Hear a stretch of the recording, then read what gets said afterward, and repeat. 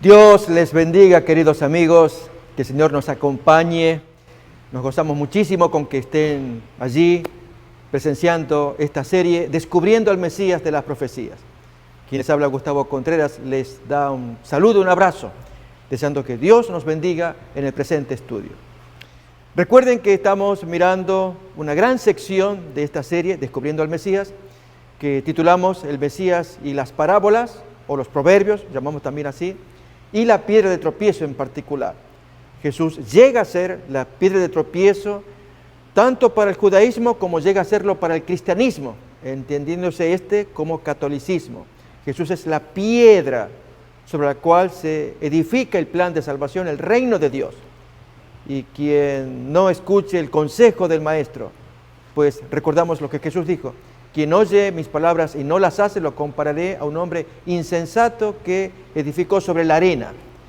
Y el Señor quiere que edifiquemos nuestra vida sobre la roca, que es su propia palabra. En particular estamos estudiando el libro de Hebreos.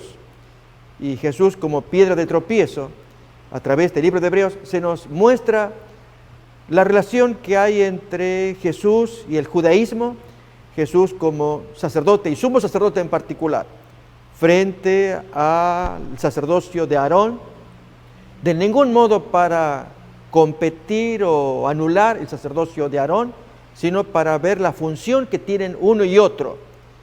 Y en el caso del sacerdocio de Aarón es visto como la maqueta, como el ministerio que Dios diseñó acá en la tierra, que sirva como ilustración, como tipo del gran sacerdocio que Jesús tenía que llevar a cabo en el cielo.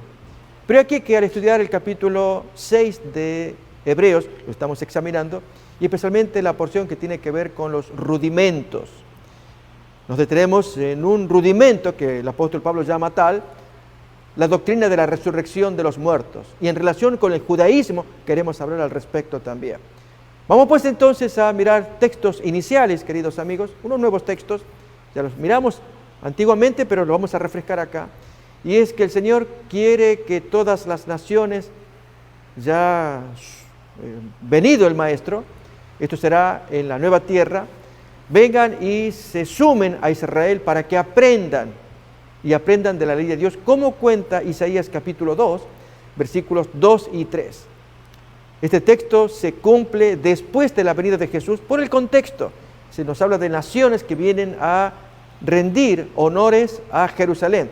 No va a ser durante este tiempo previo a la segunda venida, previo al milenio, sino es un tiempo posterior. Leamos pues el texto, Isaías capítulo 2, versículos 2 y 3, que dice: acontecerá en lo postrero de los tiempos, notamos, ya nos está anticipando que va a ser al final de los tiempos, que será confirmado el monte de la casa de Jehová como cabeza de los montes, y será exaltado sobre los collados, y correrán a él todas las naciones.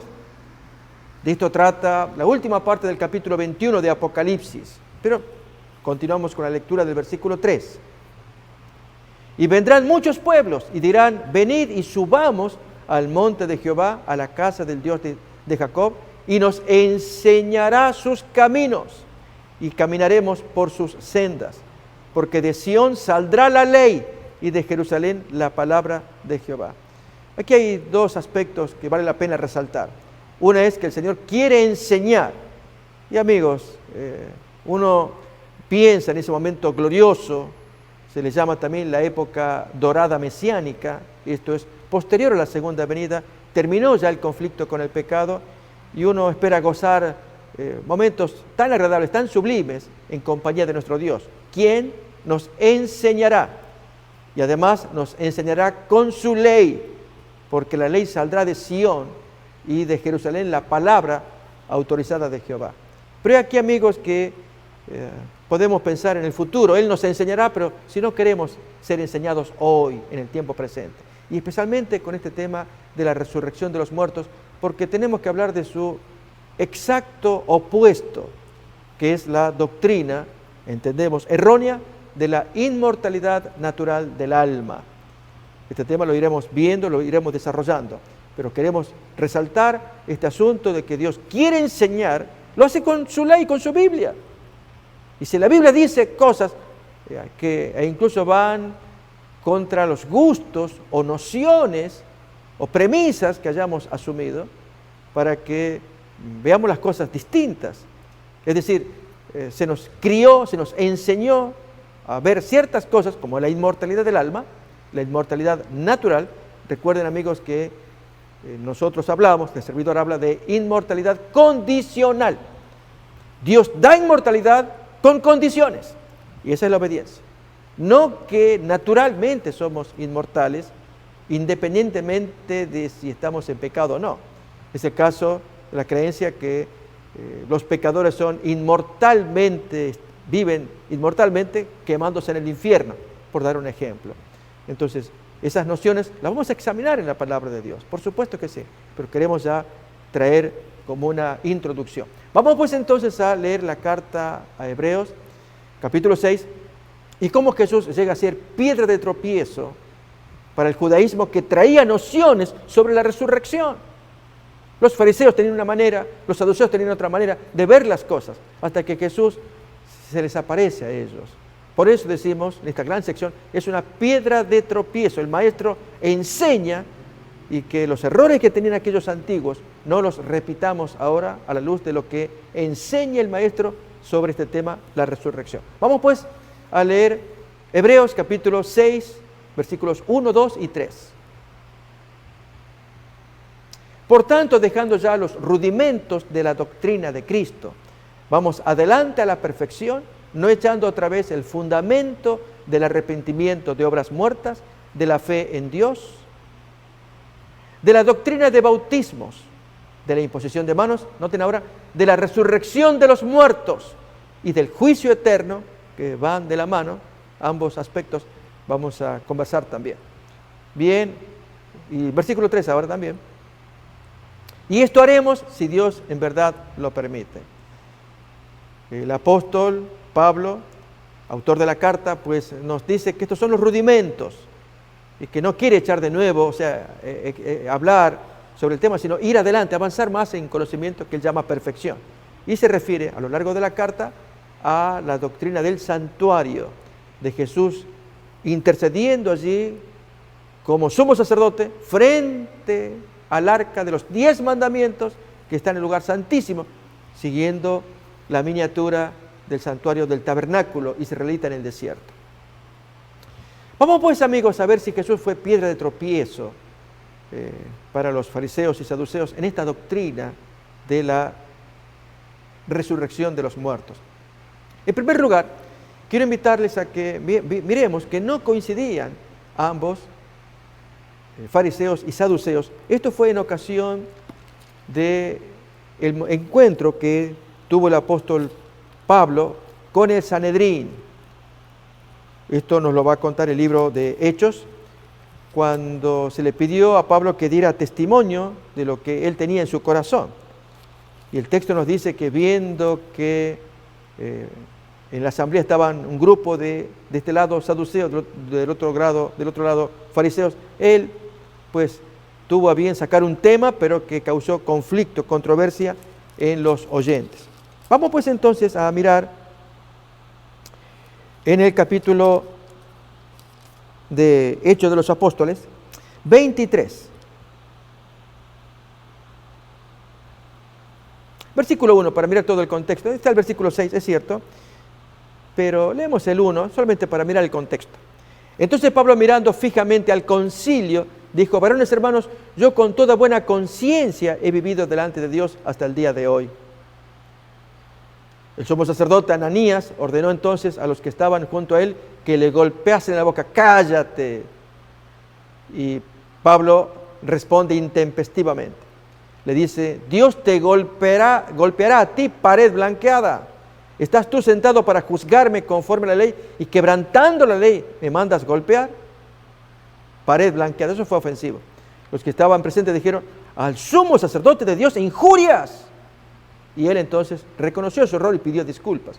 No sabía, hermanos, que él era el sumo sacerdote, pues escrito está: no maldecirás a un príncipe de tu pueblo. Él conocía la Biblia, pero miren, ahora se le ocurre algo. Entonces Pablo, notando que una parte era de saduceos y otra de fariseos, alzó la voz en el concilio y dice: varones hermanos, yo soy fariseo, hijo de fariseo. Acerca de la esperanza y de la resurrección de los muertos se me está juzgando. ¿Qué pasó allí? Cuando dijo esto, se produjo disensión entre los fariseos y los saduceos, y la asamblea se dividió. Porque los saduceos dicen que no hay resurrección, no hay ángel, no hay espíritu, pero los fariseos afirman estas cosas. Bien, amigos, aquí tenemos ya un panorama del conflicto que estos grupos religiosos, fariseos, saduceos, vivían o mantenían en el tiempo de Jesús. ¿Cómo enseñarles a esta gente acerca de la validez de la doctrina bíblica de la resurrección? La palabra de Dios habla acerca de ello. Pero esta gente, los saduceos en particular, este era un grupo, amigos, recordemos, de aristócratas, compuesto mayormente por el ala sacerdotal, mientras que los fariseos eran más bien gente trabajadora, más humildes, pero más apegados al texto bíblico. Ellos creían literalmente lo que el texto decía. Si el texto dice resurrección, mientras que estos otros lo interpretaban de una manera tan diferente, y el propósito era mantenerse en el poder. Aristócratas y de dinero, dije, mayormente los sacerdotes estaban en esa línea. Pero se juntaban porque el gobierno del Sanedrín, acordémonos que en el primer siglo el Sanedrín de Jerusalén estaba compuesto por 71 personas y dirigida por el sumo sacerdote. Y había que reunirlos a todos. Y había una tendencia, el ala más liberal de los saduceos, el ala más restringida o estricta, la de los fariseos. Y se reúnen. Uno se pone a pensar, amigos, cómo esta gente pueden torcer los textos bíblicos, pensando mayormente en los saduceos, que ellos no creen en estas cosas, lo niegan, al punto que, vamos a ver un ejemplo, en un diálogo que los saduceos tienen con Jesús acerca de la resurrección de los muertos. Este texto va a aparecer en San Mateo, capítulo 22, versículo 23 en adelante.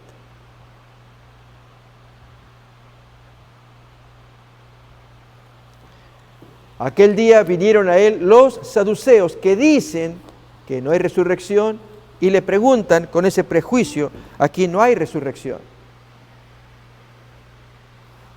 Diciendo, maestro, Moisés dijo, si alguno muriere sin hijos, su hermano se casará con su mujer y levantará descendencia a su hermano. Esto, amigos, aparece en Deuteronomio, el capítulo 25. Allí se habla de este tema que están trayendo los saduceos, el casamiento con el cuñado, ley del levirato se llama así. Hubo pues entre nosotros 7 hermanos. Ellos cuentan un caso real que ocurrió allí. El primero se casó y murió. Y no teniendo descendencia, dejó su mujer al siguiente hermano, que esta era la ley del levirato. De la misma manera también el segundo y el tercero. Y así fue hasta el séptimo. Una cosa muy extraña, que iban muriendo los maridos y la mujer sobrevivía. Y después de todos murió también la mujer, después de haber muerto el séptimo marido, que es algo increíble, amigos. Saben que una historia parecida es la que cuenta el libro de Ruth. En Ruth también. Allí la mujer queda viuda porque su marido, recuerdan, Ruth y Orfa y sus respectivos maridos fallecen. Orfa decidió quedarse en Moab, pero Ruth, por amor a su suegra Noemí, ella retorna, viaja con la suegra a Belén y allí entonces se establecen. Y entonces era justo, Noemí piensa en la ley del levirato, la ley del cuñado, Deuteronomio capítulo 25. Ahora vamos a leer el texto también. Piensa en que siendo joven ella puede ser rescatada. La palabra hebrea que se usa es Goel, que significa rescatador, que representa a Cristo. Cristo es el que nos rescata.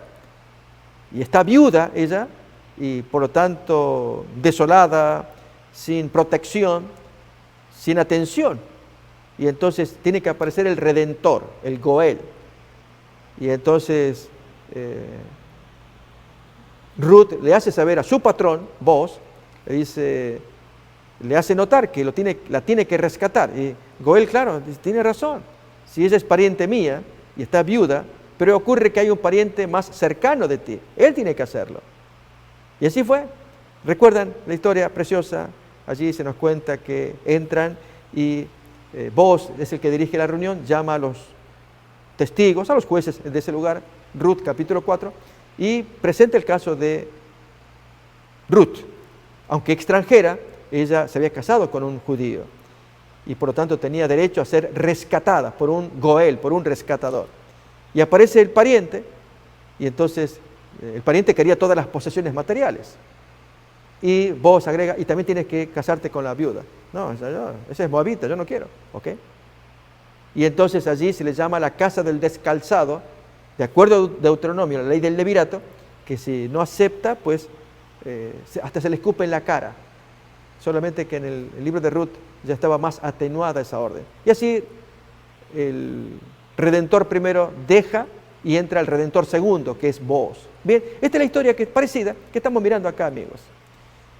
Y entonces la gracia de la historia es preguntarle a Jesús, si ella tuvo 7 maridos, ¿con cuál de los 7 se va a quedar? A ver, miremos.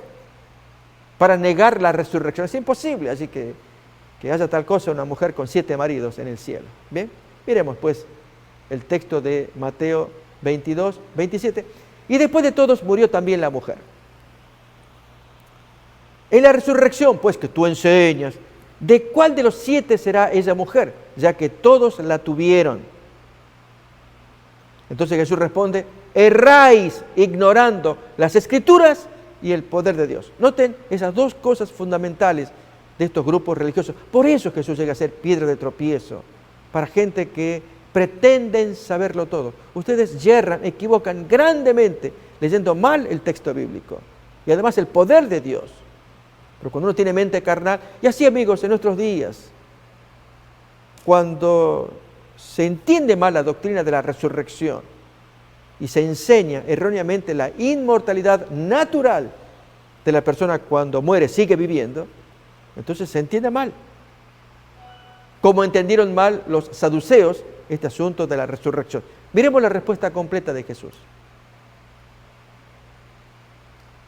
Porque en la resurrección ni se casarán ni se darán en casamiento, sino que serán como los ángeles de Dios.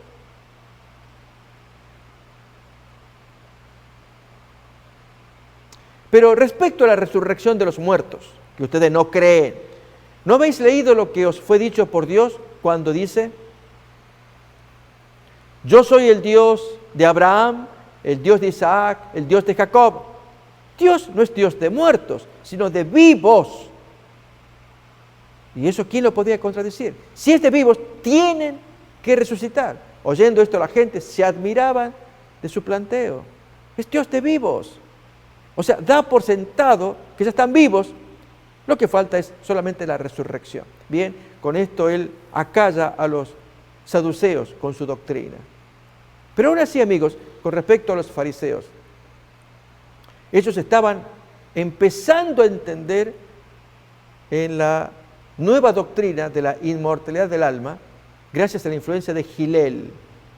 Gilel, recordemos, fue un muy gran sabio entre los fariseos y los israelitas en general. Él vivió aproximadamente entre 80 a 100 años antes de Jesús.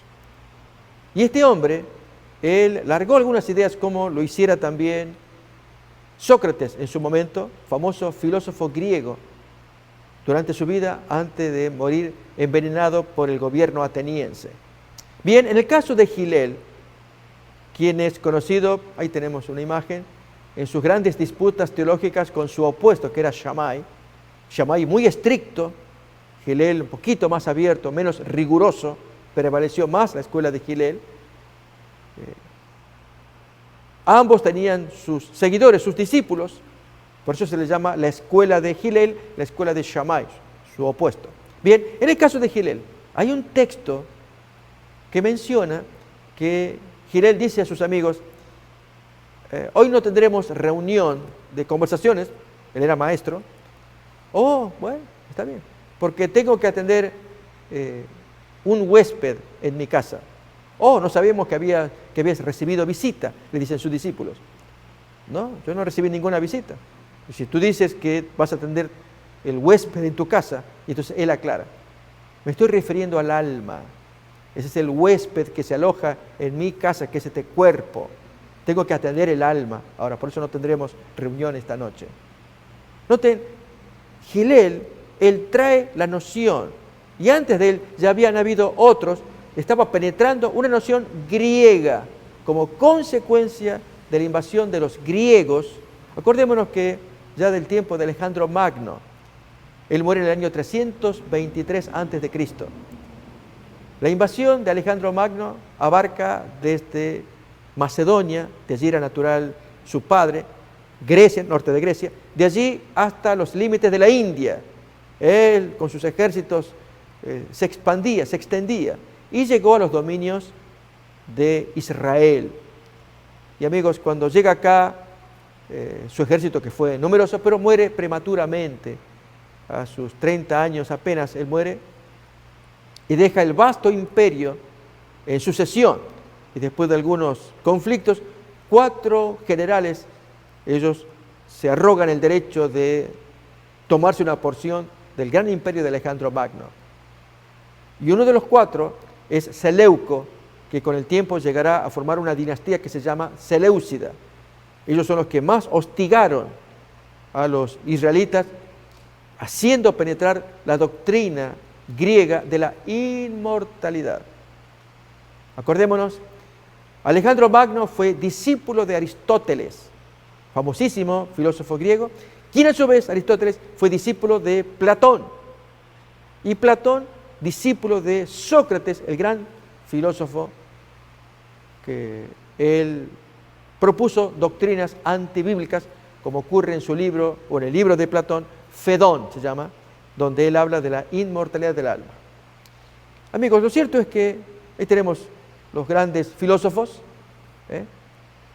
Sócrates, muerto en el 399, Platón, muerto en el 348, y Aristóteles en el 322, un año después de la muerte de Alejandro Magno.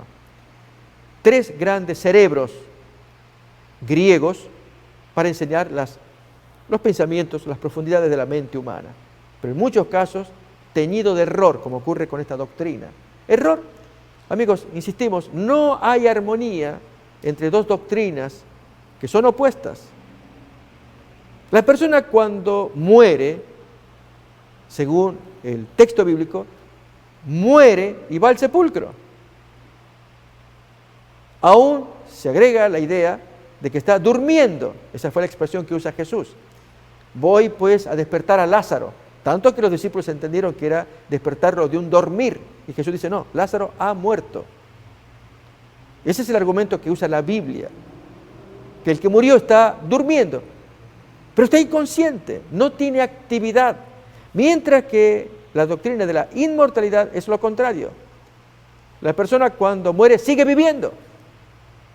Y su cuerpo se pudrirá en el sepulcro, pero su alma, que nos resulta invisible, porque es una idea, sigue viviendo y sigue manifestándose. Y el alma, pues, puede hasta comunicarse con nosotros si lo deseamos. Cuando Dios prohíbe absolutamente contacto con las tinieblas y particularmente la consulta con los muertos. Como esta es una enseñanza, amigos, donde uno entra con los ojos cerrados, como vendados, a algo que no vemos nada, pero sí lo podemos escuchar. Y el enemigo toma ventaja de ese lado, si es que nosotros se la damos al meternos en algo que está prohibido, que es la consulta a los muertos. ¿Cómo le vamos a consultar a alguien que murió? El apóstol Pedro nos enseña, texto que ya vamos a mirar, del caso de David. Y en lugar de hacerle caso a lo que la Biblia dice de los muertos, que el muerto se acabó, terminó, hasta que venga su resurrección del cuerpo, en lugar de esa doctrina bíblica, tenemos una doctrina de origen pagano y satánico, porque Satanás fue el primero que enseñó a Eva, ustedes no morirán, sino que Dios sabe que el día que comáis del árbol, vuestros ojos serán abiertos, sabiendo el bien y el mal. ¿Se acuerdan? Esto aparece en Génesis capítulo 3, versículos 4 y 5. Lo vamos a leer. Entonces la serpiente dice a la mujer: no moriréis, sino que sabe Dios que el día que comáis de él, serán abiertos vuestros ojos y seréis como Dios, sabiendo el bien y el mal. No van a morir. Pero ¿se muere o no se muere? Y entonces el argumento que se dice: sí, el cuerpo muere, el receptáculo, la casa, la cárcel, el cuerpo, se muere. Pero el que estaba adentro se libera, es el alma, y ahora sigue viviendo. A esto se refería Hillel cuando decía que él quería darle reposo a su alma que estaba encarcelada en el cuerpo. Y ahora entonces sale el alma y es tomar descanso, refrigerio, una forma, nosotros decimos más simple, vamos a descansar. Y ellos ya hacen la dualidad, el cuerpo y el alma. Con grave riesgo, amigos, de que si le damos entidad al alma, no nos pase, ya vamos a contar la historia de Alberto Pike, cuando él consulta al vacío, creyendo que era su propio hijo. Historia fascinante, ya vamos a contar. Cuando en verdad, en lugar de encontrarse con el hijo, se encuentra con una voz idéntica a la del hijo, pero una voz de Satanás. Así que, notamos, es contradictorio. Si está muerto, espera el despertar. Pero si aquí murió, según la noción del alma, sigue viviendo. ¿Despertar de qué? Y es feliz, supuestamente, sin carne. ¿Y cómo vamos a conciliar que, estando feliz en el cielo, ahora tenga que bajarlo para que participe de la resurrección? Más vale que siga allá. Es contradictorio. Bien, solamente que este abre la puerta a algo invisible, de lo cual Satanás se vale para buscar comunión a través de un medium, que entonces esa voz desde lo invisible se comunique con nosotros, que fue la experiencia de Saúl, cuando consultó a una hechicera para que le hiciera aparecer el alma de un muerto, texto que ya vamos a mirar. Vamos pues, amigos, solamente a recordar versículos y vamos a gastar un tiempito acerca de esto, ya que estamos hablando de la doctrina de la resurrección de los muertos. Y para ello es bueno aclarar que el opuesto, que es la inmortalidad del alma, es una noción ajena a la palabra de Dios. Pero miremos primeramente las bases bíblicas, como la que nos trae el apóstol Pedro en su sermón de Pentecostés. Estamos en el libro de Hechos, capítulo 2. En el afán de probar la resurrección de Jesús, el apóstol Pedro, él dice, desde el versículo 29, habiendo citado un salmo, del versículo 29, ahora Pedro dirige palabras a la audiencia. Leamos pues. Hechos 2, 29.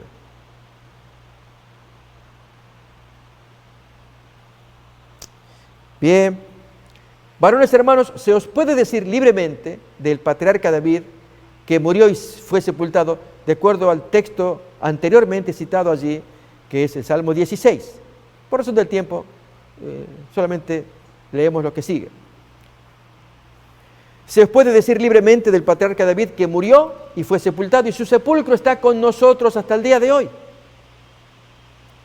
Pero siendo profeta, y sabiendo que con juramento Dios le había jurado que de su descendencia, en cuanto a la carne, levantaría al Cristo para que se sentase en su trono, según cuenta el Salmo 16, versículos del 8 al 11, viéndolo antes, habló de la resurrección de Cristo, que su alma no fue dejada en el Hades, ni su carne vio corrupción. A este Jesús resucitó Dios, de lo cual todos nosotros somos testigos. Entonces la pregunta es, ¿y a quién se refería David cuando dijo esas palabras del alma que no sería dejada en el Hades, donde moran los muertos, y que su carne no vería corrupción, es decir, comido por los gusanos? ¿Se refiere a David o a otra persona? Es la pregunta que hace el apóstol Pedro. Voy a invitar, amigos, a que leamos el texto, así lo entendemos mejor, el original, que es el Salmo 16, desde el versículo 8 en adelante.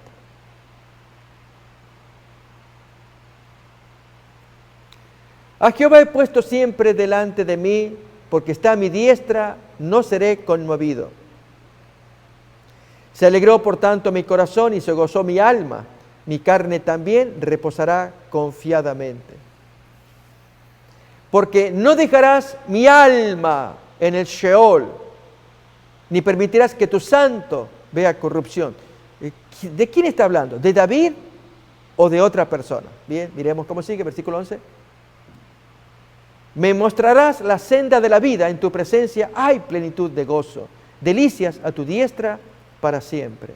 Bien, ahora retomamos a Pedro y nos va a aclarar que no es que se hable de David, porque David, el sepulcro lo tenemos y él no subió al cielo. Eso dice Pedro. Entonces tiene que haberse referido a otro, y es al Cristo, cuya alma no sería dejada allí, ni su carne vería los gusanos. Efectivamente, muerto, allí al tercer día resucita y sube al cielo, y los gusanos no pudieron tocar su cuerpo. Pero leamos el texto primeramente. Estamos en Hechos capítulo 2, versículo 31, que dice así: viéndolo antes, habló de la resurrección de Cristo, que su alma no fue dejada en el Hades, ni su carne vio corrupción. A este Jesús resucitó Dios, de lo cual todos nosotros somos testigos, y está la prueba del derramamiento del Espíritu Santo. Así que, exaltado por la diestra de Dios, y habiendo recibido del Padre la promesa del Espíritu Santo, ha derramado esto que vosotros estáis viendo y oyendo. Está la prueba de que Jesús está en el cielo, porque ahora aclara más todavía. Porque David no subió a los cielos, pero él mismo dice en el Salmo 16, del 8 al 11, y en este caso, ese fue el primer texto citado, y ahora el Salmo 111, dijo el Señor a mi Señor, siéntate a mi derecha. Noten, amigos, David no subió a los cielos, no fue a los cielos. Entonces, ¿de quién habla cuando dice, no permitirás que mi alma se quede en el Hades, ni la carne vea corrupción? Pues al Cristo. Pero entonces, allí tangencialmente se nos está informando que David no está en el cielo. Bien. Pero ahora vamos a ver otro caso donde aparece un muerto implicado. La pregunta es, si David no subió al cielo y consecuentemente los que mueren quedan en el sepulcro hasta que venga la resurrección. Porque si decimos que se fue al cielo, entonces murió, está en la carne, pero el alma está en el cielo. Y cuando se dé la resurrección, ¿se hace bajar el alma al muerto? No, el alma no sabe nada. David no subió al cielo. Antes de que leamos la experiencia de Saúl, amigos, esto aparece en el libro de Samuel, primer libro, capítulo 28, voy a invitar a que leamos primeramente Eclesiastés, capítulo 9, los primeros versículos en adelante. Alguno dirá, bueno, aquí se están trayendo los textos pesimistas de Salomón y por lo tanto no es creíble, el hombre cometió mucho pecado. Amigos, recordemos que Salomón, muy pecador, él deshonró a Dios con tanta sabiduría que se le había dado, se echó a perder por causa de las mujeres. No obstante, como decimos, como tizón arrebatado del incendio, él se salva por la misericordia de Dios y vive sus últimos años contando su experiencia, cuál fue la del predicador, o sea, el libro de Eclesiastés. Así que es un testimonio de alguien que se salió del pecado y ahora puede dar referencias de Dios, traer un mensaje a favor de Dios. Leamos pues entonces el texto de Eclesiastés capítulo 9, versículo 1 en adelante. Ciertamente he dado mi corazón a todas estas cosas para declarar todo esto, que los justos y los sabios y sus obras están en la mano de Dios. Que sea amor o que sea odio, no lo saben los hombres, todo está delante de ellos. Todo acontece de la misma manera a todos. Un mismo suceso ocurre al justo y al impío, al bueno, al limpio y al no limpio, al que sacrifica, al que no sacrifica, como al bueno, así al que peca, al que jura como al que teme el juramento, todo le sale igual. Y va a hablar de la muerte. Este mal hay entre todo lo que se hace debajo del sol, que un mismo suceso acontece a todos, y también que el corazón de los hijos de los hombres está lleno de mal y de insensatez en su corazón durante su vida. Y después de esto se van a los muertos. Aún hay esperanza para todo aquel que está entre los vivos, pero porque mejor es un perro vivo que león muerto. Ya vamos a comentar este versículo. Siguiente. Porque los que viven saben que han de morir, pero los muertos nada saben, ni tienen más paga, porque su memoria es puesta en olvido. También su amor y su odio y su envidia fenecieron o acabaron ya, y nunca más tendrán parte en todo lo que se hace debajo del sol. Anda y come tu pan con gozo y bebe tu vino con alegre corazón, porque tus obras ya son agradables a Dios. O sea, disfruta de la vida. En todo tiempo sean blancos tus vestidos y nunca falte ungüento sobre tu cabeza.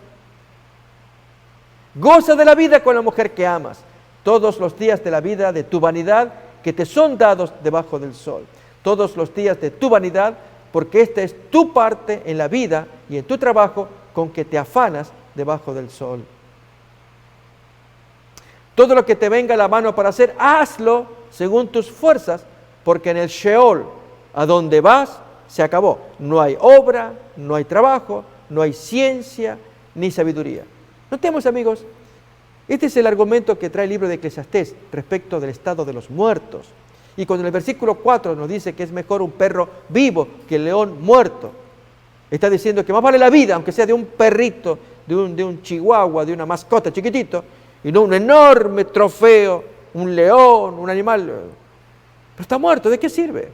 O lo decimos de otra manera, más vale un pordiosero que está vivo y no nada menos que un muerto como el cadáver del apóstol Pablo allí, en la sala mortuoria. ¿Cuál es más? El vivo. Más vale eso que está vivo y no aquello grande que está muerto. Eso es lo que está enseñando. Porque la vida hay que disfrutarla, vivirla. Es el argumento que trae, goza de la vida con la mujer que Dios te ha dado. Lo hemos leído. Bien, amigos. Si este es el caso de la persona cuando muere, que no hay más conocimiento, no hay ciencia, no hay sabiduría, se acabó. Todo lo que te venga a la mano para hacer, hazlo según tus fuerzas hoy, porque a donde vas se acabó todo. ¿Qué hacemos con Samuel y Saúl? Voy a invitarles, amigos, a que me acompañen a mirar esta historia que ha confundido a mucha gente. Ellos creen que se puede, basándose en esta historia, afirmar acerca de la existencia de los muertos. No es así, el texto bíblico lo va a contradecir. Leamos pues capítulo 28 del primer libro de Samuel, versículo 3 en adelante. Ya Samuel había muerto y todo Israel lo había lamentado y lo habían sepultado en Ramá, que era su ciudad. Y Saúl había arrojado de la tierra a los encantadores y adivinos en cumplimiento de Deuteronomio capítulo 18, versículo 10, texto que leemos a continuación también. No sea hallado en ti quien haga pasar a su hijo o a su hija por el fuego, ni quien practique adivinación, ni agorero, ni sortílego, ni hechicero, ni encantador, ni adivino, ni mago, ni quien consulte a los muertos. Porque es abominación para con Jehová cualquiera que hace estas cosas. Y por estas abominaciones Jehová tu Dios echa estas naciones de delante de ti. Perfecto serás delante de Jehová tu Dios. No te metas con estas cosas. Bien, ahí dice, ni consulte a los muertos.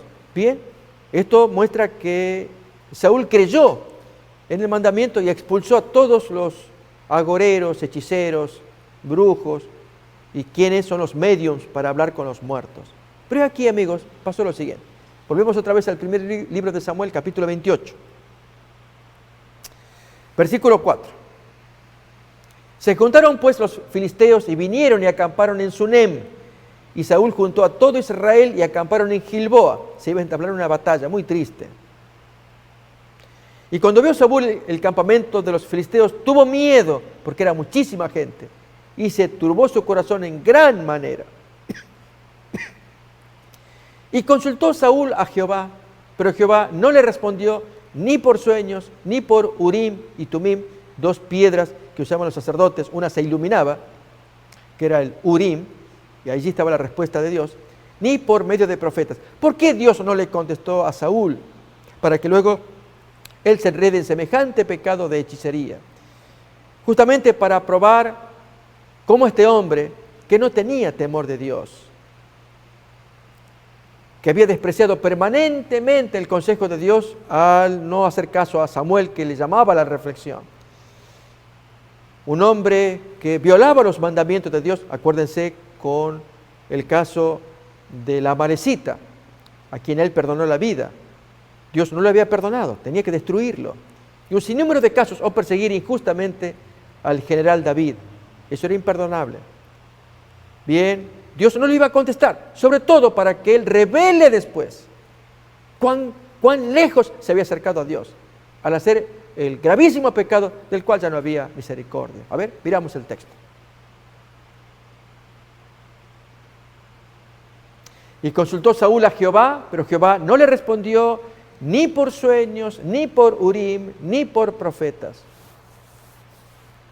Entonces Saúl dijo a sus criados: buscadme una mujer que tenga espíritu de adivinación, para que yo vaya a ella y por medio de ella pregunte. Y sus criados le respondieron: he aquí, hay una mujer en Endor que tiene espíritu de adivinación, o sea, una hechicera. Diríamos en lenguaje moderno, ya que Dios no me quiere contestar, pues me la busco por mi cuenta. Será culpa de Dios, porque yo le pedí a Dios consulta, qué hacer con la guerra, y Él no me quiso ni responder por Urim, Tumim, ni profeta, ni sueños, así que es tu culpa, Dios, y yo voy por otro lado. No, amigos, no. Dios permitió para que Saúl sea desenmascarado. Solamente recurría a Dios en caso de necesidad. Pero aún dándole Dios la instrucción, la hacía a medias. Acordémonos de la Amalecita, él no lo destruyó, Dios le había pedido. Y luego se metió con los Gabaonitas, a quienes Dios prometió darle protección, y los destruyó. Y nadie le dio semejante mandato. Había que destruir a los amalecitas y proteger a los Gabaonitas. Y él hizo al revés. Protege al rey y a los animales amalecitas, pero destruye a alguien a quien no tenía que destruir, a los Gabaonitas. Bien, para que tengamos una idea, amigos. Dios sabe por qué hace las cosas. No le dio respuesta. Y él va a la pitonisa. A ver, ¿qué pasó? Y se disfrazó Saúl y se puso otros vestidos y se fue con 2 hombres y vinieron a aquella mujer de noche y él le dice: yo te ruego que me adivines por el espíritu de adivinación y me hagas subir a quien yo te diga. Bájame el alma del muerto, quiero hablar con él, que me oriente. A ver, ¿qué pasó allí? Y la mujer le dice: he aquí, tú sabes lo que Saúl ha hecho. Y él disfrazado, ella no lo podía reconocer. ¿Cómo ha cortado de la tierra a los evocadores y a los adivinos? ¿Por qué pues pones tropiezo a mi vida para hacerme morir? Tú me estás provocando, me estás tentando y Saúl me va a matar. Yo no quiero hacer eso. Entonces Saúl le juró por Jehová. ¿Qué tiene que ver Jehová acá, amigos? Saben que la pitonisa le estaba amonestando al decirle la orden que en su buen tiempo el mismo Saúl había pronunciado de expulsar a todos los evocadores y hechiceros. Y frente a esa amonestación de la mujer: no lo hagas porque está el rey Saúl que te va a matar y me va a matar a mí. Él no hizo caso a la amonestación. Seguí adelante. Seguir adelante hasta que se encuentra con el diablo. Perdón, no fue el diablo, fue el profeta Samuel. A ver, vamos a ver. Miremos la historia, amigos. Entonces Saúl le juró por Jehová diciendo: vive Jehová que ningún mal te vendrá. Yo quiero que me hagas lo que te estoy pidiendo. Estaba tosudo el hombre. La mujer pregunta: ¿y a quién te haré venir? Él responde: hazme venir a Samuel. Oh, amigos, ¿saben? A nadie se le ocurre que Saúl iba a preguntar: hazme venir a Satanás. Quiero preguntarle a Satanás. No, ya directamente suicidarse. Pero no. El hombre tiene sus recursos. Hazme venir a un ex amigo que ya está fallecido, el gran profeta Samuel. Que venga, yo quiero hablar con él. Amigos, no puede haber bendición cuando hay maldición. Algo similar hizo Jeroboam, según 1 de Reyes 12, que desobedeciendo el mandato de Dios, de que todas las tribus, aunque penosamente estaban divididas, 10 tribus hacia el norte lideradas por Jeroboam y 2 tribus al sur, que quedaron con Jerusalén bajo el mando del rey Roboam. Pero la orden de Dios era que todo el mundo viniera 3 veces al año. La fiesta de Pascua, la fiesta de Pentecostés y la fiesta de las cabañas. Y como se acercaban las fechas, a Jeroboam se le ocurrió: amigos, no hace falta ir a Jerusalén. Él temía que allí el rey Roboam los arengara, les hablara y los reconquistara y volviera todo a ser una sola nación, con riesgo de que él lo matara. No voy a permitir eso. Y entonces, ¿qué hace Jeroboam? ¡Hey, pueblo! ¡Ya están los dioses! Y puso una estatua allí en Betel, otra en Dan, en los extremos. Ahí lo tenemos. Y miren las palabras que él utiliza.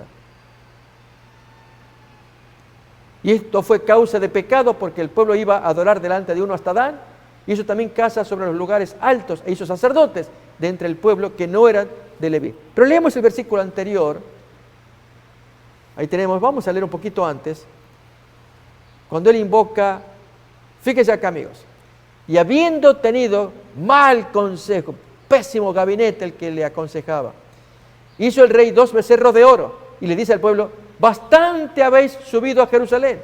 He aquí están tus dioses, Jehová, oh Israel, los cuales te hicieron sacar de la tierra de Egipto. Este es Jehová. Dios quedó muy ofendido. Representarlo con un torito, allá arriba y el otro abajo, en los extremos de la población. No, amigos, no. Dios dijo: no hagan estatuas. La pregunta es: ¿cómo se puede tener bendición en medio de una maldición? ¿Cómo el hombre puede ser tan necio de pedirle a Dios: bendíceme, mientras está cometiendo una falta? Dios, te pido que me ayudes, voy a robarle ahora acá al vecino porque necesito plata para hacer vivir a mis hijos. Ayúdame, que no me pesque nadie. Y que Dios le da la bendición en medio de una violación del mandato. A veces, amigos, somos tan necios. Se juntan para jugar fútbol 2 equipos opuestos. Y este hace oración a Dios: Dios, te pido que me bendigas para que ganemos el partido. Y del otro lado: te pido que me bendigas para que ganemos el partido. Dios tiene que estar decidiendo ahí a quién le hace caso. O cuando se aproximan las guerras, allí vienen los referentes religiosos: vamos a orar acá para que Dios bendiga aquí y ganemos la batalla. Y del otro bando lo mismo: Dios, te pido que nos bendiga, nos cuides para que allí ganemos la batalla. Amigos, ¿qué es eso? Estamos jugando con Dios. Bien, es lo que hizo Saúl. Va a pedirle a Samuel: ayúdame en medio de una violación. No consultes a los muertos. Es que yo quiero hablar con Samuel. Pero ¿quién te dijo que es Samuel el que se te va a aparecer? ¿O es el demonio? ¿Dónde está Samuel? Leamos pues la historia. Vamos a leerla, amigos. Primer libro de Samuel, capítulo 28, versículo 11. ¿A quién te haré venir?, dice la mujer. Y él responde: hazme venir a Samuel. Y viendo la mujer a Samuel, clamó en alta voz. Ahí sí el Espíritu le reveló a la mujer. Y habló aquella mujer a Saúl con estas palabras: ¿por qué me has engañado? Tú eres Saúl. Y el rey le dijo: no temas, cálmate. ¿Qué has visto? Y la mujer responde a Saúl: he visto dioses que suben, no que bajan del cielo. Suben de la tierra, amigos, de las más profundas tinieblas que se aparecen y toman ventaja porque pueden simular la voz de Samuel, tomar la apariencia de Samuel. No los podemos palpar.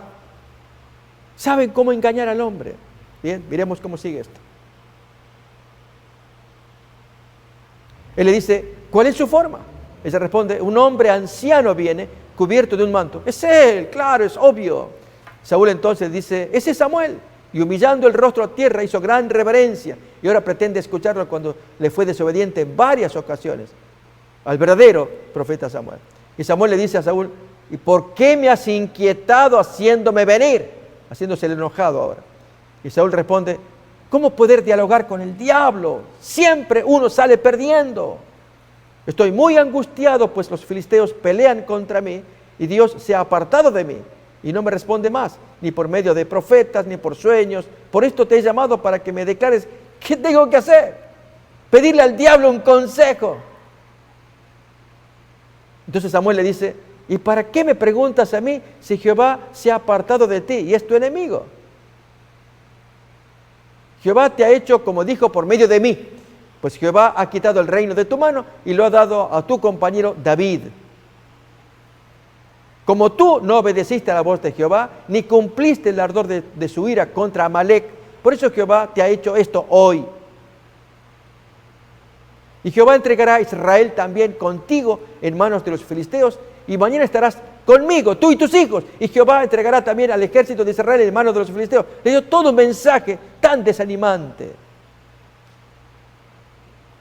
Entonces Saúl cayó en tierra, cuán grande era, y tuvo gran temor por las palabras de Samuel, y estaba sin fuerzas, porque en todo aquel día y aquella noche no había comido pan. ¿Y qué pasó, amigos? Para resumir la historia, efectivamente al día siguiente se suicida. Satanás sabe cómo crear miedo, desesperanza, tristeza. Pero este era el verdadero Samuel.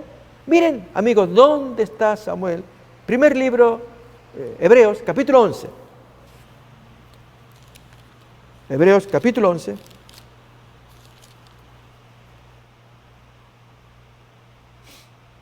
Versículo 32. ¿Y qué más digo? Porque el tiempo me faltaría contando de Gedeón, de Barak, de Sansón, de Jefté, de David, así como de Samuel y de los profetas, que aunque por fe conquistaron reinos, hicieron justicia, alcanzaron promesas, etcétera, etcétera. En el versículo 39 dice, y todos estos, aunque alcanzaron buen testimonio mediante la fe, no recibieron lo prometido. Ellos no están en el cielo. Samuel no está en el cielo. Y entonces, ¿quién fue el ser que se le apareció a Saúl? Si David no subió al cielo. Samuel supuestamente si estaba en el cielo, que lo hicieron bajar. El texto dice que lo hicieron subir de los abismos ocultos de Satanás. No, amigos, clarísimo muestra que aquí se violó el mandamiento, no hables con los muertos, porque ellos nos van a engañar con su voz, con su apariencia, con todo lo que nos parezca familiar del muerto, para luego suicidarnos. Clarísima la advertencia de la Biblia y amigos, clarísimo para nosotros, que esto nos ayude a entender cada vez más y seguiremos estudiando en las siguientes emisiones más sobre este tema de la inmortalidad del alma frente a la resurrección del cuerpo, porque el Señor quiere que nosotros confiemos en la doctrina bíblica de la resurrección del cuerpo, que el Señor le va a dar vida otra vez, pero a cada cual le dará el correspondiente premio o castigo, pero vuelve a vivir, no un alma que siempre está viviendo y que no vemos y que al querer confiarnos, conversar con esa cosa que aparece, que oímos su voz, nada menos estamos prestándonos a que el enemigo se comunique porque violamos el mandato de Dios protector. No te metas con esas cosas. Dios nos guarde, amigos, Dios nos bendiga, estemos afirmados en la Biblia, amemos al Señor, agradezcamos que Dios nos ha dado esta revelación para que seguro, caminando por la palabra, no tengamos temor. Dios cuida a su pueblo cuando obedece su voluntad. Que Dios nos bendiga. Nos miraremos en la siguiente emisión para aprender más de esto que era ABC para el apóstol Pablo en Hebreos 6.2. Es la doctrina de la resurrección de los muertos. Que Dios nos acompañe. Amén.